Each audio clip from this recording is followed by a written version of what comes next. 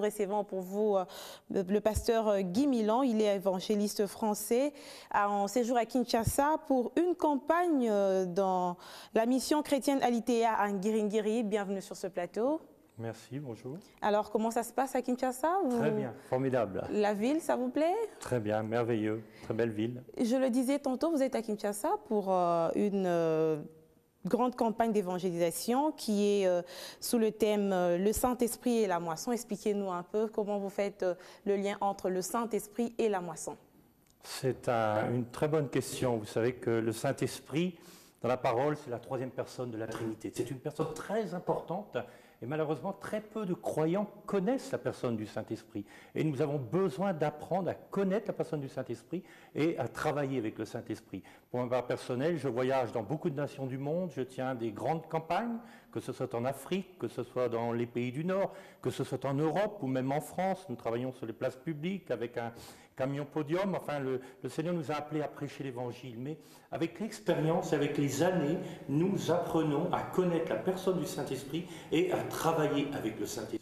Travailler avec le Saint-Esprit, c'est pouvoir se réveiller, entendre sa voix à 3 heures du matin, l'entendre nous dire « va prêcher sur ce pont dans la ville », à 3 heures du matin alors qu'il n'y a personne sur le pont, et pourtant ce que personne ne savait, que c'est sous le pont, il y avait un jeune homme qui voulait se suicider. Ça, c'est mon expérience, c'est différentes expériences avec le Saint-Esprit, et c'est ça qui est extraordinaire. Pouvoir répondre aux besoins des gens, au temps du Seigneur, dans un moment particulier, est vraiment ce dont les gens ont besoin. Un témoignage du Saint-Esprit, j'étais il n'y a pas longtemps en Hollande, dans la ville de Breda, c'est la porte de la Hollande, comparée à la frontière avec l'Est de la France, et nous avons tenu là-bas une grande campagne d'évangélisation.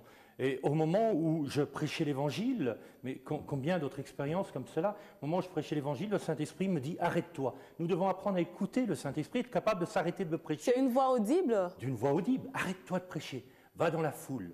Va saluer quelqu'un dans la foule. Et je vais dans la foule et je salue des personnes. Et à un moment donné, je me sens dirigé vers un homme et je le salue.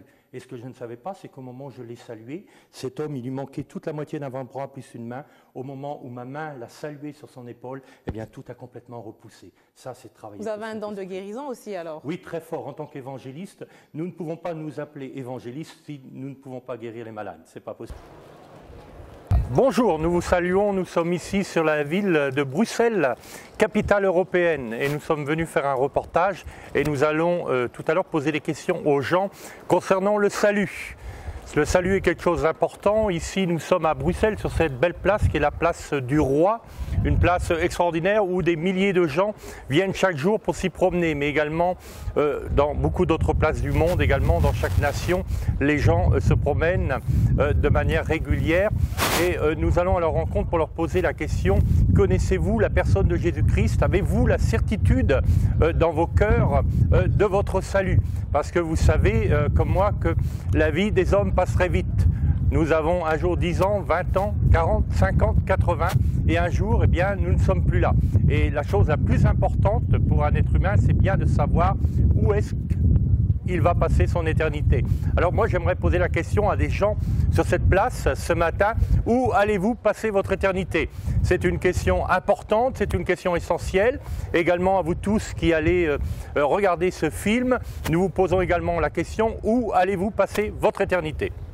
Et j'aimerais vous rappeler ce verset extraordinaire dans l'Évangile selon Saint Jean, chapitre 3, verset 16. « Car Dieu a tant aimé le monde qu'il a donné son Fils unique, afin que quiconque croit en lui ne périsse point, mais qu'il ait la vie éternelle. »